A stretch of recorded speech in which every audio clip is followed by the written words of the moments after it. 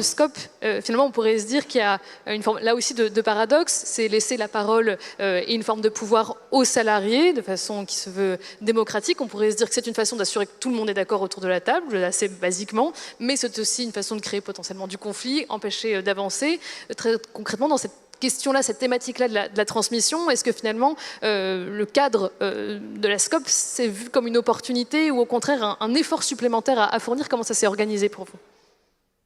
Avant de vous répondre, j'avais juste envie de revenir rapidement sur le petit schéma qu'on a vu tout à l'heure, parce que j'étais assez étonnée de voir que finalement la majorité d'entre vous pensent que la transmission aux salariés est une solution durable. Parce qu'il faut savoir qu'en France, la transmission d'entreprise saine aux salariés en SCOP ne représente que 0,2% de l'ensemble des transmissions. Donc c'est extrêmement peu aujourd'hui. Je ne sais pas si ça est représentatif de l'ensemble des Français, mais on peut y croire. Alors que le taux de pérennité est de 90% à 5 ans, alors que pour l'ensemble des entreprises françaises, il est que de 61%. Donc on peut dire que la transformation en SCOP et la reprise par les salariés est un gage de pérennité pour l'entreprise. Alors après, effectivement, donc juste peut-être pour repréciser ce que c'est qu'une SCOP, parce que tout le monde ne connaît pas, une SCOP, c'est une société coopérative et participative, et ça veut dire que l'entreprise appartient à ses salariés, c'est eux qui détiennent le capital et les droits de vote, avec le principe « un homme, une voix ». Donc ça veut dire que quel que soit le capital qu'on va investir, on aura le même pouvoir de décision. Et le dirigeant, le dirigeant est élu parmi ses pairs, parmi les salariés. Et ensuite, il y a une répartition équitable des richesses, puisqu'une partie importante reste en réserve qui soit impartageable. Ça, c'est important à souligner. Et ensuite, il y a une grande partie du résultat qui va être répartie entre les salariés sous forme de participation. Et les dividendes sont limités en coopérative, puisque l'idée, c'est de récompenser le travail et non pas l'actionnariat.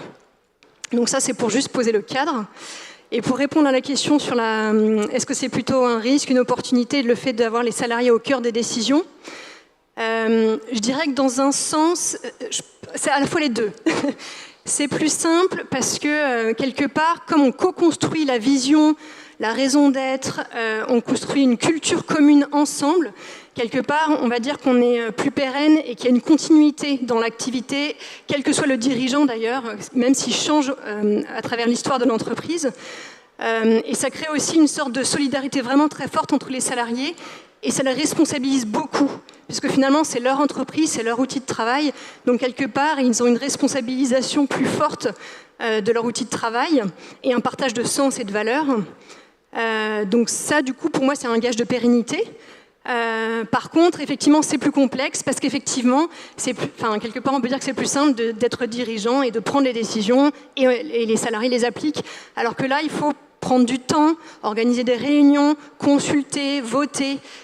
Et c'est quelque chose qui se construit dans la durée parce que tout le monde n'est pas capable, en arrivant dans une SCOP, de tout de suite savoir prendre des décisions, avoir une vision, savoir ce que c'est que la stratégie. Donc c'est tout un accompagnement qui dure dans le temps et donc il faut prendre vraiment ce temps-là pour que ce soit gage de succès aussi.